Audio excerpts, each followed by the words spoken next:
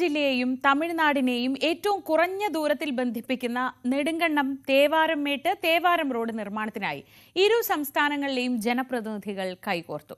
ഇടുക്കി തേനി എംപിമാർ തേവാരംമേട്ടിലെ എത്തി റോഡിന്റെ സ്ഥിതി പരിശോധിച്ചു. നെടുങ്കണ്ടം തേവാരംമേട്ടിൽ നിന്ന് 7 കിലോമീറ്റർ സഞ്ചരിച്ചാൽ തേവാരത്തെത്താൻ കഴിയുന്ന പാത വർഷങ്ങളായി അടഞ്ഞുകിടക്കുകയാണ്. തമിഴ്നാട് വനമേഖലയിൽ ഉൾപ്പെടുന്ന ഭാഗം വനം വകുപ്പ് അടച്ചതോടെയാണ് ഗതാഗതം തടസ്സപ്പെട്ടത്. മുമ്പ് ജീപ്പ് സവാരി നടത്തിയിരുന്ന റോഡ് അറ്റകുറ്റപ്പണി നടത്തിയാൽ ഗതാഗത യോഗ്യമാക്കാൻ കഴിയും. പാത തുറക്കാനുള്ള നടപടികൾ സ്വീകരിക്കണമെന്നാവശ്യപ്പെട്ട് 2 സംസ്ഥാനങ്ങളിലും ജനകീയ സമിതികൾ എംപിമാരെ സമീപിച്ചിരുന്നു. പാതയുടെ സാധ്യതാ പഠനത്തിനായി തേനി എംപി തങ്കത്തമിഴ് സെൽവന്റെ നേതൃത്വത്തിൽ ഉദ്യോഗസ്ഥരും നാട്ടുകാരും ഉൾപ്പെടെ 300ഓളം പേർ തേവാരത്ത് നിന്ന് വനത്തിലൂടെ കാൽനടയായിട്ടാണ് എത്തിയത്. തേവാരംമേട്ടിലെത്തിയ സംഘത്തെ ഡീൻ കുര്യാക്കോസ് എംപിയുടെ നേതൃത്വത്തിൽ സ്വീകരിച്ചു. கேரளாவையும் தமிழ்நாடையும் இணைக்கக்கூடிய சாலை. தேவாரத்திலிருந்து உடுப்பஞ்சோலை வரதா இருந்தால் 80 கிலோமீட்டர் சுற்றி வரணும். போகிறதா இருந்தால் 80 கிலோமீட்டர் சுற்றி 160 கிலோமீட்டர் ஸ்பெண்ட் பண்ணணும். இந்த ரூட்டில் சாக்குளூத்து மெட்ரோ ரூட்டில் வந்துட்டா 7 கிலோமீட்டரில் வந்துடலாம், 7 கிலோமீட்டரில் போயிடலாம். ஃபாரஸ்ட் வந்து ஆல்ரெடி 2 மீட்டரு வாக்கிங் பார்த்து அலோவ் பண்ணியிருக்கு. எனக்கு தேவை இப்போ 8 மீட்டரு. 8 മീറ്ററുമേ ഞാൻ വരുമ്പോൾ ഒന്നാ ആയി പണി വന്ന് കൂടെ എഞ്ചിനീയേഴ്സ് വന്നാங்க. ഇതൊരു പുതിയ ചരിത്രമാണ്. 2 സംസ്ഥാനങ്ങൾ തമ്മിലുള്ള ഇഴമുറിയാത്ത ബന്ധത്തിന്റെ പ്രതീകമാണ്. തമിഴ്നാടും കേരളവും ഒരമ്മ പറ്റ സഹോദരന്മാരെ പോലെ എല്ലാ കാര്യങ്ങളിലും ബന്ധപ്പെട്ട് നിൽക്കുന്ന 2 നാടാണ്. പാത യാഥാർത്ഥ്യമായാൽ തമിഴ്നാട്ടിൽ നിന്ന് ഇടുക്കിയിൽ ജോലിക്കെത്തുന്ന 100 കണക്കിന് തൊഴിലാളികളുടെ യാത്രയ്ക്കും വാണിജ്യത്തിനും സഹായകമാകും. തേനി മെഡിക്കൽ കോളേജിലേക്കുള്ള ദൂരം 30 കിലോമീറ്റർ കുറയും. അയൽ സംസ്ഥാനങ്ങളിൽ നിന്നെത്തുന്ന ശബരിമല തീർത്ഥാടകർക്കും ഇത് ഗുണകരമാകും. ന്യൂസ് 18 ഇടുക്കി. മംഗളൂരുവിൽ വീണ്ടും രാഷ്ട്രീയ കൊലപാതകം. കൊലക്കേസ് പ്രതിയും ബജ്രംഗ് ദൾ പ്രവർത്തനവുമായ സുഹാസ് ഷെട്ടിയാണ് വെട്ടിക്കൊന്നത്. ഗുരുതരമായി പരിക്കേറ്റ സുഹാസ് ഷെട്ടിയെ ഉടൻ തന്നെ AJ ആശുപത്രിയിൽ എത്തിച്ചെങ്കിലും മരിച്ചു. KV ബൈജു വിവരങ്ങളുമായി. ബൈജു, കഴിഞ്ഞ ദിവസം നമ്മൾ സംസാരിക്കുമ്പോഴും ചോദിച്ചിരുന്നു, അങ്ങനെ അവിടെ ഒരു ആൾക്കൂട്ട കൊലപാതകം നടന്നതിന് പിന്നാലെ ഏതെങ്കിലും തരത്തിൽ അത്രയും സെൻസിറ്റീവായ ഒരു മേഖലയിൽ എന്തെങ്കിലും തരത്തിലുള്ള പ്രതികരണങ്ങളൊക്കെ ഉണ്ടാവുമോ എന്ന്.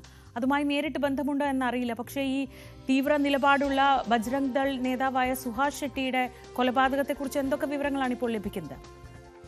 അതെ ശ്രീജ, ഈ മംഗളൂരുവും പരിസര പ്രദേശങ്ങളും വലിയ ആശങ്കയിൽ തന്നെയാണ് നിൽക്കുന്നത്. കാരണം ആൾക്കൂട്ട കൊലപാതകം നടന്നതിന് തൊട്ടു പിന്നാലെയാണ് ഈ കൊലപാതകം നടന്നിരിക്കുന്നത്. പക്ഷേ ഇപ്പോൾ കൊല്ലപ്പെട്ട സുഹാസ് ഷെട്ടി നേരത്തെ 2 കൊലപാതക കേസുകളിൽ പ്രതിയാണ്. അതായത് പ്രവീൺ നെട്ടാരു, RSS BJP പ്രവർത്തനായ പ്രവീൺ നെട്ടാരുവിനെ കൊലപാതകത്തിനെ തുടർന്ന് ഉണ്ടായ 3 കൊലപാതകം, അതിൽ ഒരു കൊലപാതക കേസിലെ പ്രതി കൂടിയാണ് ഇപ്പോൾ കൊല്ലപ്പെട്ട സുഹാസ് ഷെട്ടി. ആ കേസുമായി ഇതിന് ബന്ധമുണ്ടോ, അതല്ല ഈ ആൾക്കൂട്ട ആക്രമണവുമായി ബന്ധപ്പെട്ട് അതിന് തുടർച്ചയായി നടന്ന കൊലപാതകമോ, ഇതൊക്കെ പോലീസ് ഇപ്പോൾ അന്വേഷിക്കുന്നു. എന്തായാലും മംഗളൂരുവിൽ ഒരു ഇടവേളയ്ക്ക് ശേഷം വീണ്ടും ഇത്തരത്തിൽ ഇരു സമുദായങ്ങൾ തമ്മിലുള്ള ഈ ഒരു സംഘർഷവും കൊലപാതകവും ഒക്കെ നടക്കുന്നത് വലിയ ആശങ്ക ഉണ്ടാക്കിയിട്ടുണ്ട്. ഏതായാലും അതീവ ജാഗ്രതാ നിർദ്ദേശം ഇവിടെ നൽകിയിട്ടുണ്ട്. ഈ ദൃശ്യം, ഈ കൊലപാതകം നടത്തുന്ന ആ ദൃശ്യം വ്യാപകമായി സമൂഹ മാധ്യമങ്ങളിൽ പ്രചരിക്കുന്നുണ്ട്. അത് തന്നെയാണ് പോലീസിനെ സംബന്ധിച്ചിടത്തോളം വലിയ ആശങ്ക ഉണ്ടാക്കുന്നത്. ഏതായാലും ബജ്പെ കിന്നിപ്പദം ക്രോസിൽ വെച്ചാണ് ആളുകളൊക്കെ നോക്കി നിൽക്കെ ഈ സുഹാസിനെ അക്രമികൾ വെട്ടിക്കൊലപ്പെടുത്തിയത്. ഈ സുഹാസ് ഷെട്ടി ഒരു മത്സ്യവണ്ടിയിൽ സഞ്ചരിക്കവേ കാറിലും പിക്കപ്പ് വാനിലുമായി എത്തിയ 6ഓളം ആക്രമികളാണ് വണ്ടി തടഞ്ഞ് ഇയാളെ ക്രൂരമായി ആക്രമിക്കുന്ന സാഹചര്യം ഉണ്ടായത്. ആദ്യം AJ ആശുപത്രിയിൽ എത്തിച്ചെങ്കിലും മരണം സംഭവിക്കുകയായിരുന്നു. ഏതായാലും ഈ പ്രദേശങ്ങളിൽ കൂടുതൽ പോലീസിനെ വിന്യസിച്ചിട്ടുണ്ട്. ഇതുകൂടാതെ കാസർഗോഡ് ജില്ലയിൽ, അതായത് അതിർത്തി ജില്ലയായതുകൊണ്ട് തന്നെ നേരത്തെ കാസർഗോഡ് ജില്ലയുടെ മഞ്ചേശ്വരം മറ്റ് ഭാഗങ്ങളിലൊക്കെ ഇത്തരത്തിൽ വലിയ തോതിലുള്ള സംഘർഷങ്ങൾ നേരത്തെ ഉണ്ടായിരുന്നു. ഏതായാലും സംഘർഷം ഈ ഭാഗങ്ങളിലേക്ക് വ്യാപിക്കാതിരിക്കാൻ കേരള പോലീസും അതീവ ജാഗ്രതയിൽ തന്നെയാണ്. കൂടുതൽ പോലീസിനെ അതിർത്തിയിൽ വിന്യസിച്ചിട്ടുണ്ട്. വാഹന പരിശോധന നടത്തുന്നുണ്ട്. ഏതായാലും ഈ കൊല്ലപ്പെട്ട സുഹാസ് ഗുണ്ടാ ലിസ്റ്റിൽ വരെ ഉൾപ്പെട്ട ഒരാൾ കൂടിയായിരുന്നു. അതുകൊണ്ട് തന്നെ പോലീസ് ഇത് കൃത്യമായി പരിശോധിക്കുന്നുണ്ട്. നേരത്തെ നടന്ന കൊലപാതകവുമായി ഇത് ബന്ധമുണ്ടോ, അതല്ല ഈ ആൾക്കൂട്ട കൊലപാതകത്തിന് തുടർച്ചയായി നടന്ന ഒരു കൊലപാതകമാണോ എന്നതൊക്കെ. ഏതായാലും പ്രതികളെ ഇതുവരെ പിടികൂടിയിട്ടില്ല. പ്രതികളെ പിടികൂടാനുള്ള ഊർജിതമായ തെരച്ചിലൊക്കെ നടത്തുന്നു. മനസ്സിലാക്കുന്നുണ്ട്. 6 പേരാണ് കൃത്യമായി കൊലപാതകം നടത്തിയവരെ തിരിച്ചറിഞ്ഞിട്ടുമുണ്ട്. ഈ സംബന്ധിച്ച് പോലീസ് കമ്മീഷണറുടെ വാർത്താ സമ്മേളനം 10 മണിയോടുകൂടി ഉണ്ടാവുമെന്നാണ് അറിയുന്നത്. ഏതായാലും പ്രതികളെ ഉടൻ പിടികൂടുമെന്നാണ് പോലീസ് പറയുന്നത്. നേരത്തെ ആൾക്കൂട്ട കൊലപാതകവുമായി ബന്ധപ്പെട്ട് ഒരാളെ കൂടി ഇന്നലെ രാത്രി അറസ്റ്റ് ചെയ്തിട്ടുണ്ട്. ആ കേസിൽ 21 പേരെയാണ് ഇപ്പോൾ നിലവിൽ അറസ്റ്റിലായിട്ടുള്ളത്. ഇനിയും ആ കേസിൽ കൂടുതൽ പേർ അറസ്റ്റിലാവാനുണ്ട്. ഏതായാലും ഈ ദൃശ്യം, ഈ കൊലപാതകം നടത്തുന്ന ദൃശ്യം വ്യാപകമായി സമൂഹ മാധ്യമങ്ങൾ പ്രചരിക്കുന്നുണ്ട്. അതിൽ ഒരു ഓഡിയോ സന്ദേശങ്ങളും പോകുന്നുണ്ട്. അതായത് മംഗളൂരുവിൽ പോകുന്നവർ ശ്രദ്ധിക്കണം എന്നൊക്കെ പറഞ്ഞ് വലിയ തോതിൽ അത്തരത്തിലുള്ള സന്ദേശം ഒക്കെ പ്രചരിക്കുന്നുണ്ട്. എന്തായാലും വലിയ ആശങ്ക തന്നെയാണ് ഇപ്പോൾ മംഗളൂരു പരിസര പ്രദേശങ്ങളിലും ഉണ്ടായിട്ടുള്ളത്. ഈ കൊലപാതകത്തെ തുടർന്ന് ബജ്രംഗ് ദൾ പ്രവർത്തകൻ കൂടിയാണ് ഈ കൊല്ലപ്പെട്ട സുഹാസ്. എന്തായാലും ഇന്ന് രാവിലെ പ്രതിഷേധ പ്രകടനമൊക്കെ രാവിലെ ഉണ്ട് ബജ്രംഗ് ദളിന്റെ നേതൃത്വത്തിൽ. എന്തായാലും 2 കൊലക്കേസിലെ പ്രതിയാണ്. അതുപോലെ തന്നെ മറ്റ് നിരവധി അടിപിടി കേസുകളിലൊക്കെ പ്രതിയായ ഒരാളാണ് കൊല്ലപ്പെട്ടത്. ഏത് സംഭവവുമായി ബന്ധപ്പെട്ടാണ് ഇത് ഇങ്ങനെ ഒരു അക്രമം ഉണ്ടായത് എന്നത് സംബന്ധിച്ച് പോലീസ് അന്വേഷണം ഇപ്പോൾ ആരംഭിച്ചിട്ടുമുണ്ട്. ശ്രീജ. ശരി, കെ ബൈജു ആണ് വിവരങ്ങൾ നൽകിയത്. ഈ ദൃശ്യങ്ങൾ പ്രചരിക്കുന്നതാണ് പോലീസിനെ കൂടുതൽ ആശങ്കയിലാക്കുന്നത്. വെട്ടിക്കൊലപ്പെടുത്തിയ ശേഷം ആ ദൃശ്യങ്ങൾ സമൂഹ മാധ്യമങ്ങളിലൂടെ പ്രചരിക്കുകയും ചെയ്യുകയാണ്. വളരെ സെൻസിറ്റീവായ ഒരു മേഖലയാണ് മാംഗ്ലൂരു. എപ്പോഴും ഇത്തരം വർഗീയ സംഘർഷങ്ങളൊക്കെ ഉണ്ടാകുന്ന ഒരു സ്ഥലം കൂടിയാണ്. അതുകൊണ്ട് തന്നെ കർണാടക പോലീസും ഒപ്പം അതിർത്തി മേഖല കേരളവുമായി ഏറ്റവും അടുത്ത് കിടക്കുന്ന ഒരു സ്ഥലം എന്നൊക്കെ രീതിയിൽ അതിൻ്റെ എപ്പോഴും പ്രത്യാഘാതങ്ങൾ ഇവിടെ കാസർഗോഡ് മേഖലയിലും ഉണ്ടാകാറുണ്ട്. അതുകൊണ്ട് തന്നെ വളരെ വളരെ ജാഗ്രതയോടെയാണ് കേരള പോലീസും ഉള്ളത്.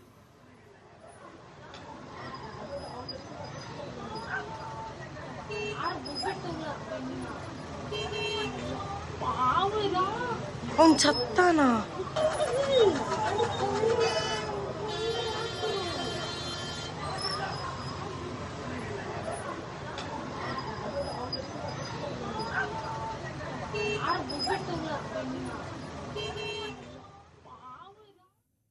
മറ്റ് വാർത്തകളിലേക്ക് പോകാം. അടിസ്ഥാന സൗകര്യങ്ങൾ ഒന്നുമില്ലാതെ ബുദ്ധിമുട്ടുകയാണ് പത്തനംതിട്ട ഓമല്ലൂരിലെ ഓട്ടിസം സെന്റർ. ഒറ്റമുറി മാത്രമുള്ള ഒരു ക്ലാസ് റൂമിൽ 65ഓളം ഭിന്നശേഷി കുട്ടികളാണ് പഠനത്തിനും ഫിസിയോതെറാപ്പിക്കുമായി ദിവസവും എത്തുന്നത്. സൗകര്യപ്രദമായ ഒരു കെട്ടിടം അനുവദിക്കണമെന്നാവശ്യപ്പെട്ട് നിരവധി പരാതികളും നിവേദനങ്ങളും ഒക്കെ അധികൃതർക്ക് നൽകിയിട്ടും നടപടി ഉണ്ടായില്ലെന്നാണ് രക്ഷിതാക്കളുടെ പരാതി. 2020 ഓമല്ലൂർ ഗവൺമെന്റ് ഹയർ സെക്കൻഡറി സ്കൂളിൽ ഒറ്റമുറിയിൽ ഓട്ടിസം സെന്റർ പ്രവർത്തനം തുടങ്ങിയത്. അന്നു മുതൽ അടിസ്ഥാന സൗകര്യങ്ങൾ ഒന്നുമില്ലാത്ത ക്ലാസ്സിലാണ് ഭിന്നശേഷിക്കാരായ 65ഓളം കുട്ടികളുടെ പഠനവും ഫിസിയോതെറാപ്പിയും സ്പീച്ച് തെറാപ്പിയും എല്ലാം നടക്കുന്നത്. നിന്നുതിരിയാൻ പോലും ഇടമില്ലാത്ത ക്ലാസ് മുറിയിൽ കുട്ടികൾക്ക് ആവശ്യമായ പഠനോപകരണങ്ങളും രേഖകളും സൂക്ഷിക്കാനിടമില്ല. കുട്ടികൾക്കായി പ്രത്യേകം ടോയ്ലറ്റും ഇവിടെയില്ല. ഒറ്റമുറി കെട്ടിടത്തിലാണ് ഈ 65 കുട്ടികൾക്ക് ഇപ്പം ഫിസിയോതെറാപ്പി, സ്പീച്ച് തെറാപ്പി എന്നിവ നടക്കുന്നത്. ശരിക്കും പറഞ്ഞാൽ അവർക്കൊരു പ്രൈവസി ഇല്ല. അതോടൊപ്പം തന്നെ സ്കിൽ ഡെവലപ്മെൻറ്റുമായിട്ട് ബന്ധപ്പെട്ട കുറേ ഉപകരണങ്ങളും എല്ലാമായിട്ട് ഒറ്റമുറിക്കുള്ളിലാണ്. അപ്പോൾ ഇവിടെ ഒരു ഒഴിഞ്ഞു കിടക്കുന്ന പഴയ ലാബ് നവീകരിച്ച് അതിനുള്ള അടിസ്ഥാന സൗകര്യങ്ങൾ ഏർപ്പെടുത്തി തരാമെന്ന് ജില്ലാ പഞ്ചായത്തിൽ നിന്ന് കഴിഞ്ഞ 3 വർഷമായിട്ട് ഫണ്ട് അനുവദിച്ചു എന്നാണ് പറയുന്നത്. പക്ഷേ ഇതുവരെ അതിൻ്റെ പ്രവർത്തനങ്ങൾ തുടങ്ങിയിട്ടില്ല. സൗകര്യപ്രദമായ മറ്റൊരു കെട്ടിടം വേണമെന്ന് രക്ഷിതാക്കളും അധ്യാപകരും വർഷങ്ങളായി ആവശ്യപ്പെട്ടിട്ടും നടപടിയുണ്ടായില്ല. സ്ഥലപരിമിതിയാണ് മെയിനായിട്ടുള്ളത്. കാരണം കുട്ടികളെ കൊണ്ട് വരുമ്പോഴാണ് ഒരൊറ്റമുറി കെട്ടിടത്തിൽ ഇത്രയും കുട്ടികൾ വന്ന് നമുക്ക് ഫിസിയോതെറാപ്പി, സ്പീച്ച് തെറാപ്പി ഇത് ചെയ്യുമെന്ന് പറയുന്നത് ഇച്ചിരി ബുദ്ധിമുട്ടുള്ള കാര്യമാണ്. അപ്പോൾ നമ്മൾ പേരൻസ് എല്ലാം കൂടെ ജില്ലാ പഞ്ചായത്തിൽ പരാതി കൊടുത്തിട്ടുണ്ടായിരുന്നു. നമ്മൾ പോയി നേരിട്ട് തന്നെ കൊടുത്തതാണ്. പക്ഷേ അനുവദിക്കാമെന്ന് പറയുന്നതല്ല, നമുക്കൊരു പുതിയ കെട്ടിടം സ്കൂളിന് അനുവദിച്ചിട്ടുണ്ട്. അത് പക്ഷേ ഇതുവരെയും അനുവദിക്കാമെന്ന് പറഞ്ഞിട്ടോ അതിനെക്കുറിച്ചൊരു നടപടി ഉണ്ടായിട്ടില്ല. നിലവിൽ ഓട്ടിസം സെന്ററിനായി സ്കൂൾ വിട്ടു നൽകിയ ക്ലാസ് റൂം സ്കൂൾ തുറക്കുന്നതോടെ ഒഴിയേണ്ടതുണ്ട്. അപ്പോൾ ഈ വെക്കേഷന് മാറ്റിത്തരാമെന്നായിരുന്നു അറിയിച്ചിരുന്നത്. അതിൻ്റെ പ്രവർത്തനങ്ങളൊക്കെ ഉടനെ ഈ വെക്കേഷന് ചെയ്യും ആ ഒരു പ്രതീക്ഷയിലായിരുന്നു ഞങ്ങൾ. സ്കൂൾ തുറക്കുമ്പം പിന്നെ ഈ ഓട്ടിസം സെൻറ്റർ ഈ പുതിയ സ്ഥലത്തേക്ക് മാറുകയും അപ്പോൾ നമുക്കിവിടെ കൊച്ചുകുട്ടികളുടെ ക്ലാസ് റൂമുകൾ ആക്കാൻ പറ്റും എന്നുള്ള പ്രതീക്ഷയിലായിരുന്നു. ഇനിയിപ്പോൾ ഏപ്രിൽ കഴിഞ്ഞു, ഇനി മെയ് മാസം 1 മാസമല്ലേ ഉള്ളൂ. ഓട്ടിസം സെന്റർ പ്രവർത്തിക്കുന്നതിനായി പുതിയ കെട്ടിടം അടിയന്തരമായി വേണമെന്നാണ് രക്ഷിതാക്കളുടെയും അധ്യാപകരുടെയും ആവശ്യം. ന്യൂസ് 18 പത്തനംതിട്ട. ഇടുക്കി വണ്ടിപ്പെരിയാർ ടൗണിൽ ഗതാഗതക്കുരുക്ക് വളരെ വളരെ രൂക്ഷമാവുകയാണ്. അനധികൃത പാർക്കിംഗ് ആണ് പലപ്പോഴും ഇവിടെ സ്ഥിതി രൂക്ഷമാക്കുന്നത്. വണ്ടിപ്പെരിയാർ പശുമലയിൽ തോന്നുംപടിയാണ് വാഹനങ്ങൾ പാർക്ക് ചെയ്യുന്നത്. ഇത് ഗതാഗതക്കുരുക്കിന് കാരണമാകുന്നു. പലപ്പോഴും മണിക്കൂറുകളാണ് വാഹനങ്ങൾ കുരുങ്ങിക്കിടക്കാറ്. അനധികൃത പാർക്കിങ്ങിൽ പഞ്ചായത്തും മോട്ടോർ വാഹന വകുപ്പും നടപടി എടുക്കുന്നില്ലെന്നാണ് നാട്ടുകാരുടെ പരാതി. ഇരുവശങ്ങളിൽ നിന്ന് വരുന്ന വാഹനങ്ങൾ മറുഭാഗത്തേക്ക് കടക്കാൻ ബുദ്ധിമുട്ടുന്നത് പതിവ് കാഴ്ചയാണ്. പലപ്പോഴും വാഹനങ്ങൾ പരസ്പരം തട്ടുന്നതും പതിവാണ്. നിയമം ലംഘിച്ചുള്ള പാർക്കിംഗ് ഒഴിവാക്കി ഗതാഗതക്കുരുക്ക് ഒഴിവാക്കണമെന്നാണ് ആവശ്യം. ന്യൂസ് 18 വണ്ടിപ്പെരിയാർ. കായംകുളത്ത് സെവൻസ് ഫുട്ബോൾ മത്സരം സംഘടിപ്പിച്ചു. UIT പത്തിയൂറിന്റെ ആഭിമുഖ്യത്തിലായിരുന്നു tournament. യുവത്വത്തെ ക്രിയാത്മകമായ പ്രവർത്തനങ്ങളിലേക്ക് തിരിച്ചുവിടുകയാണ് ഇതിലൂടെയൊക്കെ ലക്ഷ്യമിടുന്നത്.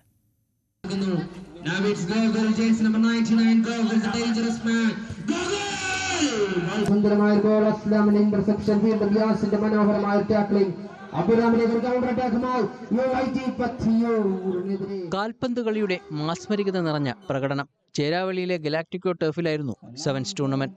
കേരള സർവകലാശാലയുടെ പ്രാദേശിക പഠന കേന്ദ്രമായ പത്തിയൂർ UIT ആണ് സംഘാടകർ. വിദ്യാഭ്യാസത്തോടൊപ്പം കായിക പ്രവർത്തനങ്ങളും ഏറ്റെടുക്കുന്ന പത്തിയൂർ UIT മൂന്നാം തവണയാണ് ടൂർണമെന്റ് സംഘടിപ്പിക്കുന്നത്. വിശേഷിച്ചും ഈ വർഷം നമ്മുടെ വിദ്യാർത്ഥികളുടെ ഇടയിൽ നിന്നും ലഹരിയുടെ ഉപയോഗം തുടച്ചു നീക്കണം എന്നുള്ള കേരള സർക്കാരിൻ്റെ ദൃഢമായ തീരുമാനമുണ്ട്. അതിനെ പ്രൊമോട്ട് ചെയ്യുന്നത് കൂടിയാണ് ഈ മത്സരം. എല്ലാ അർത്ഥത്തിലും വളരെ ആരോഗ്യകരമായ രീതിയിൽ നമ്മുടെ ക്യാമ്പസുകളും നമ്മുടെ യുവ തലമുറയും മുന്നോട്ട് പോകണം. ആലപ്പുഴ, ശാസ്താംകോട്ട, മുഹമ്മ, കരുവാറ്റ, കൊല്ലം, മാന്നാർ, ഭരണിക്കാവ്, പത്തിയൂർ, പെരപ്പൻകോട് എന്നിവിടങ്ങളിലെ UITകൾ മത്സരത്തിൽ പങ്കെടുത്തു. യുവതയെ ലഹരിമുക്തമാക്കുകയാണ് ഇതിലൂടെ ലക്ഷ്യമിടുന്നത്. മാന്നാറാണ് ജേതാക്കൾ. ആലപ്പുഴ UIT രണ്ടാമതും കൊല്ലം UIT മൂന്നാമതും എത്തി. പത്തിയൂർ ഗ്രാമപഞ്ചായത്ത് പ്രസിഡന്റ് L. ഉഷ ടൂർണമെന്റ് ഉദ്ഘാടനം ചെയ്തു. UIT Pathiyoor principal doctor K. Santhosh അധ്യക്ഷനായി. ജില്ലാ പഞ്ചായത്ത് അംഗം KG സന്തോഷ് സമ്മാനദാനം നിർവഹിച്ചു. ന്യൂസ് 18 കായംകുളം.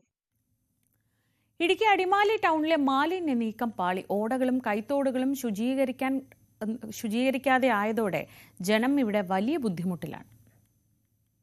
അടിമാലി ടൗണിലെ ഓടകളും കൈത്തോടുകളും മാലിന്യം നിറഞ്ഞ് വൃത്തിഹീനമായിരിക്കുകയാണ്. ടൗണിലാകട്ടെ രൂക്ഷമായ ദുർഗന്ധവും. ഇതോടെ നാട്ടുകാരും വ്യാപാരികളും അടക്കം വലിയ പ്രയാസത്തിലാണ്.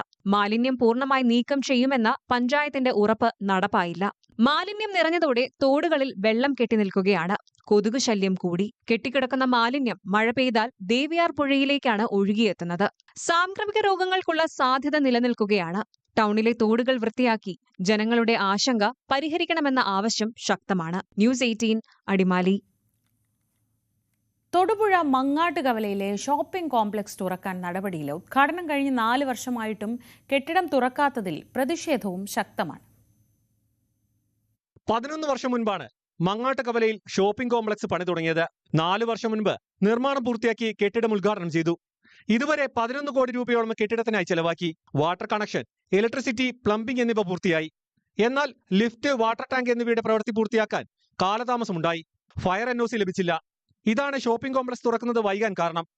കോംപ്ലക്സ് പ്രവർത്തനം തുടങ്ങിയാൽ വാടക ഇനത്തിൽ നഗരസഭയ്ക്ക് വർഷം 1 കോടി രൂപയോളമാണ് വരുമാനം ഉണ്ടാകുക. ഈ ഷോപ്പിംഗ് കോംപ്ലക്സ് കഴിഞ്ഞ 4 വർഷക്കാലം ഇതിൻ്റെ ഒരു പുരോഗതിയും ഉണ്ടാകാതെ, ഇത് പൊതുജനങ്ങൾക്ക് തുറന്നു കൊടുക്കാനാകാതെ ഇവിടെ ഇട്ട് മുരടിപ്പിക്കുകയാണ്. ഏകദേശം നിങ്ങൾക്ക് നോക്കിയാൽ കാണാം, ആ ബസ് സ്റ്റാൻഡിൻ്റെ ബോർഡ് വെച്ച് ആ ബോർഡിൻ്റെ അവസ്ഥ പോലും ഇപ്പോൾ തുരുമ്പെടുത്തു തുടങ്ങി. അത്രയും കാലഘട്ടമായിട്ട് പോലും ഇത് ജനങ്ങൾക്ക് തുറന്നു കൊടുക്കാൻ ഇവിടുത്തെ അധികാരികൾക്ക് സാധിച്ചിട്ടില്ല. ബന്ധപ്പെട്ട അധികാരികളോട് ചോദിക്കുമ്പോൾ ഇതാ ഉടനടിയാണ് എന്ന് പറഞ്ഞ് ഉദ്ഘാടന മാമാങ്കങ്ങൾ പലതും നടന്നു എങ്കിലും ഇത് ബസ് സ്റ്റാൻഡായി ഇന്ന് വരെയും ഉയർത്തി കാണിക്കുവാൻ ഭരണകക്ഷിക്കോ പ്രതിപക്ഷത്തിനോ ഈ തൊടുപുഴ നഗരസഭ ഭരിച്ചിരുന്ന പാർട്ടിക്കാർക്കോ ഒന്നും ഇതുവരെയും കഴിഞ്ഞിട്ടില്ല എന്നുള്ളതാണ്. 3 നിലകളിലായി നിർമ്മിച്ച കോംപ്ലക്സിന്റെ 2 നിലകളിലായി 43 മുറികൾ വാടകയ്ക്ക് നൽകാനും മുകളിലത്തെ നില പൂർണ്ണമായും സർക്കാർ ഓഫീസുകൾക്ക് നൽകാനുമാണ് പദ്ധതി. കോംപ്ലക്സിന്റെ പണി പൂർത്തിയായ 2020 മുതൽ ഇതുവരെ 32 മുറികൾ നഗരസഭ ലീസിന് നൽകി കഴിഞ്ഞു. കോംപ്ലക്സ് തുറന്നാൽ ഡെപ്പോസിറ്റ് തുക പൂർണ്ണമായും അടച്ച സ്ഥാപനങ്ങൾക്ക് പ്രവർത്തിക്കാനുമാകും. അതിന് 1 മാസമാണ് നിലവിൽ നഗരസഭ പറഞ്ഞിരിക്കുന്ന സമയം. ന്യൂസ് 18 ഇടുക്കി. കോതമംഗലം താലൂക്ക് ആശുപത്രിയിലെ പച്ചക്കറി കൃഷി 100 മേനി വിളവോടെ കഴിഞ്ഞിരിക്കുകയാണ്. വിശപ്പ് രഹിത ആശുപത്രി പദ്ധതിയുടെ ഭാഗമായി കൃഷി വകുപ്പിന്റെയും വിവിധ സന്നദ്ധ സംഘടനകളുടെയും സഹായത്തോടെയാണ് ഇവിടെ പച്ചക്കറിത്തോട്ടം നിർമ്മിച്ചത്. താലൂക്ക് ആശുപത്രി വളപ്പിൽ ഉപയോഗശൂന്യമായി കിടന്ന സ്ഥലത്താണ് മണ്ണൊരുക്കി പച്ചക്കറി കൃഷി ചെയ്തത്. വെണ്ട, വഴുതന, തക്കാളി, പയർ, മുളക്, പടവലം തുടങ്ങിയവയാണ് കൃഷി ചെയ്തത്. നല്ല പരിപാലനം ലഭിച്ചതോടെ മികച്ച വിളവും കിട്ടി. ആശുപത്രിയിലെ കൃഷി തുടർന്നു കൊണ്ടുപോകുമെന്ന് superintendent doctor Sam Paul. Construction waste ഒക്കെ കൂട്ടിക്കിടന്ന് തരിശായി കിടന്ന ഒരു 20 സെന്റോളം ഭൂമി നമ്മൾ വൃത്തിയാക്കി എടുത്തു. അവിടെയാണ് ഈ പച്ചക്കറി നട്ടിട്ടുള്ളത്. ഇവിടുന്ന് കിട്ടുന്ന പച്ചക്കറി നമ്മൾ അടുക്കളയിൽ ഉപയോഗിക്കാറുണ്ട്. പലപ്പോഴും അതിൽ അധികമായിട്ട് നമുക്ക് കിട്ടാറുണ്ട്. അപ്പോൾ തീർച്ചയായിട്ടും അടുക്കള ഉള്ളത് കൊണ്ട് തന്നെ ഈ അടുക്കളത്തോട്ടം പരിപാലിക്കാനും ഇതിന്റെ ഉൽപ്പന്നങ്ങൾ നമ്മുടെ ആശുപത്രിയിൽ നിന്ന് ഉപയോഗിക്കാനും കഴിയുന്നതുകൊണ്ട് ഇതിന്റെ ഒരു തുടർച്ച നമുക്ക് ഉറപ്പാക്കാനായിട്ട് കഴിയും. Varappetty NSS higher secondary school 1982 SSLC batch സൗഹൃദത്തിന്റെയും UAE ആസ്ഥാനമായ പ്രവാസി കൂട്ടായ്മ ആശ്രയത്തിന്റെയും സഹായത്തോടെയാണ് തോട്ടമൊരുക്കിയത്. വിശപ്പുരഹിത ആശുപത്രി പദ്ധതിയുടെ ഭാഗമായി കൃഷി വകുപ്പിന്റെയും വിവിധ സന്നദ്ധ സംഘടനകളുടെയും സഹകരണവും ഉണ്ടായിരുന്നു. ആന്റണി ജോൺ MLA വിളവെടുപ്പ് ഉദ്ഘാടനം നിർവഹിച്ചു. മുനിസിപ്പൽ ചെയർമാൻ ടോമി എബ്രഹാം, ജില്ലാ മെഡിക്കൽ ഓഫീസർ ഡോക്ടർ ആശാദേവി എന്നിവർ പങ്കെടുത്തു. News 18 Kothamangalam. Kasaragod Elambachi mini stadium തുറന്നു. തൃക്കരിപ്പൂർ ഗ്രാമപഞ്ചായത്തിന്റെ വാർഷിക പദ്ധതിയിൽ ഉൾപ്പെടുത്തിയാണ് സ്റ്റേഡിയം നവീകരിച്ചത്. മുഖം മിനുക്കിയിരിക്കുകയാണ് ഇളമ്പച്ചിയിലെ മിനി സ്റ്റേഡിയം. സ്റ്റേഡിയത്തിന് സംരക്ഷണ വേലി ഒരുക്കിയതാണ് പ്രധാന പ്രവൃത്തി. പ്രവേശന കവാടവും ഗേറ്റും നിർമ്മിച്ചു. സ്റ്റേഡിയത്തിൽ ഡ്രൈവിംഗ് പരിശീലനത്തിനായി വാഹനങ്ങൾ കയറുന്നത് പതിവാണ്. പലപ്പോഴും കളിക്കാരും ഡ്രൈവിംഗ് പരിശീലകരും തമ്മിൽ വാക്കുതർക്കവും ഉണ്ടാകാറുണ്ട്. ഇവയൊക്കെ പരിഹരിക്കും വിധമാണ് നവീകരണം. ഫുട്ബോളിൻ്റെയൊക്കെ ഈറ്റിലമായ തൃക്കരിപ്പൂരിൽ കളിക്കാരുടെ ആവശ്യം പരിഗണിച്ചുകൊണ്ടാണ് ഇതിന് ഫെൻസിങ് അടക്കമുള്ള സംവിധാനം ഏർപ്പെടുത്തിയിട്ടുള്ളത്. എല്ലാവർക്കും അറിയാം, ഇവിടെ കളിക്കുമ്പോൾ ഉണ്ടാകുന്ന പലപ്പോഴും ഇവിടെ കളിക്കാരെത്തുമ്പോഴേക്കും വാഹനങ്ങൾ കയറി ഗ്രൗണ്ട് നശിപ്പിക്കുന്നൊരു സാഹചര്യം പലപ്പോഴും ഉണ്ടാകാറുണ്ട്. അതുപോലെ ഇതിൻ്റെ ഫെൻസിങ് ഇല്ലാത്തതിൻ്റെ പേരിൽ കളിക്കുമ്പോൾ പുറത്തേക്ക് ബോളടിച്ചു പോകുന്ന സാഹചര്യങ്ങളൊക്കെ ഉണ്ട്. ഒരു സംരക്ഷ ഏർപ്പെടുത്തുക എന്നുള്ള ഉദ്ദേശത്തോടു കൂടിയാണ് ഇപ്പോൾ പടിഞ്ഞാറ് ഭാഗത്തും അതുപോലെ തന്നെ തെക്ക് ഭാഗത്തും ഫെൻസിങ് ആക്കിയിട്ടുള്ളത്. 12.5 ലക്ഷം രൂപ ചെലവിട്ടാണ് നവീകരണം. ഗ്രാമപഞ്ചായത്ത് പ്രസിഡന്റ് VK ബാവ ഉദ്ഘാടനം നിർവഹിച്ചു. Rajiv Gandhi synthetic stadium, IT stadium, Elambachi mini stadium എന്നീ 3 പൊതു മൈതാനങ്ങളാണ് പഞ്ചായത്തിൽ നിലവിലുള്ളത്. ന്യൂസ് 18 തൃക്കരിപ്പൂർ. ശ്രീനാരായണ ധർമ്മസംഘം ട്രസ്റ്റ്, ശിവഗിരി മഠം, ഗുരു ധർമ്മ പ്രചാരണ സഭ, കായംകുളം മണ്ഡലം കമ്മിറ്റിയുടെ നേതൃത്വത്തിൽ 113ാമത് ശ്രീ ശാരദാദേവി പ്രതിഷ്ഠാ വാർഷികവും 63ാമത് ശ്രീനാരായണ ധർമ്മ മീമാംസ പരിഷത്തും പുതുപ്പള്ളി വടക്ക് GDPS കായംകുളം മണ്ഡലം ഓഫീസിൽ നടന്നു. ശിവഗിരി മഠം മുൻ മഠാധിപതി പത്മശ്രീ വിശുദ്ധാനന്ദ സ്വാമി ഉദ്ഘാടനം ചെയ്തു. പഹൽഗാം ഭീകരാക്രമണത്തിൽ പ്രതിഷേധിച്ച് CPM പട്ടാമ്പി കമ്മിറ്റിയുടെ നേതൃത്വത്തിൽ മാനവികത സദസ്സ് സംഘടിപ്പിച്ചു. മേലെ പട്ടാമ്പിയിൽ നടന്ന പരിപാടി ജില്ലാ കമ്മിറ്റി അംഗം TK നാരായണദാസ് ഉദ്ഘാടനം ചെയ്തു.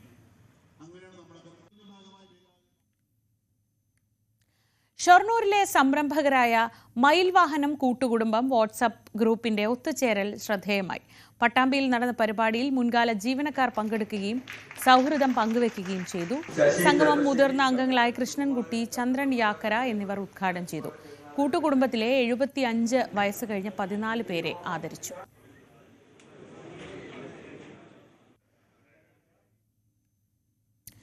പട്ടാമ്പിയിൽ നിന്ന് തന്നെയാണ് അടുത്ത വാർത്ത. പട്ടാമ്പി താലൂക്ക് ഓഫീസിലെ ദീർഘകാല സേവനത്തിന് ശേഷം വിരമിക്കുന്ന ഉദ്യോഗസ്ഥർക്ക് യാത്രയപ്പ് നൽകി. താലൂക്ക് ഭൂരേഖ tahsildar Girijadevi, head clerk Rajan, senior clerk Rukhiya എന്നിവരാണ് വിരമിക്കുന്നത്. താലൂക്ക് കോൺഫറൻസ് ഹാളിൽ ചേർന്ന യാത്രയപ്പ് സമ്മേളനം മുഹമ്മദ് മുഹസിൻ MLA ഉദ്ഘാടനം ചെയ്തു.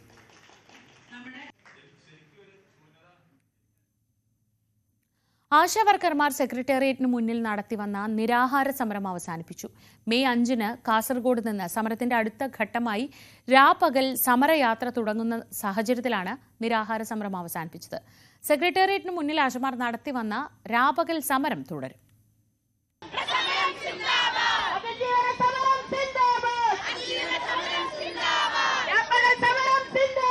രാപകൽ സമരം 81 ദിവസം പിന്നിടുന്നു. നിരാഹാര സമരം 43-ാം ദിവസവും. ആശമാരുടെ സമരം അടുത്ത ഘട്ടത്തിലേക്ക് കടക്കുകയാണ്. ഈ സാഹചര്യത്തിലാണ് നിരാഹാര സമരം പിൻവലിക്കുന്നതെന്ന് സമരസമിതി. മാർച്ച് 20-ന് ആരംഭിച്ച അനിശ്ചിതകാല നിരാഹാര സമരം ഇന്ന് 43 ദിവസമാണ്. ഞങ്ങൾ അടുത്ത ഉയർന്ന ഘട്ടത്തിലേക്ക് ഈ സമരം പോവുകയാണ്. ഇവിടെ വന്ന് പിന്തുണച്ചതിന് പുറമെ കേരളത്തിലെ ലക്ഷോപലക്ഷം ജനങ്ങൾ ഞങ്ങളെ പിന്തുണച്ചുകൊണ്ട് അതത് ജില്ലകളിലുണ്ട്. അവരെ നേരിട്ട് കാണാനും എല്ലാ ആശാവർക്കർമാരെയും നേരിട്ട് കാണാനുമായിട്ടാണ് ഞങ്ങളിപ്പോൾ യാത്ര എടുക്കുന്നത്. അത് അവരെ മാത്രമല്ല, കേരളത്തിലുടനീളം ഒരു ചലനം സൃഷ്ടിച്ചുകൊണ്ടായിരിക്കും യാത്ര തിരിച്ചെത്തുന്നത്. സെക്രട്ടേറിയറ്റ് മുന്നിലെ സമരം തുടരും.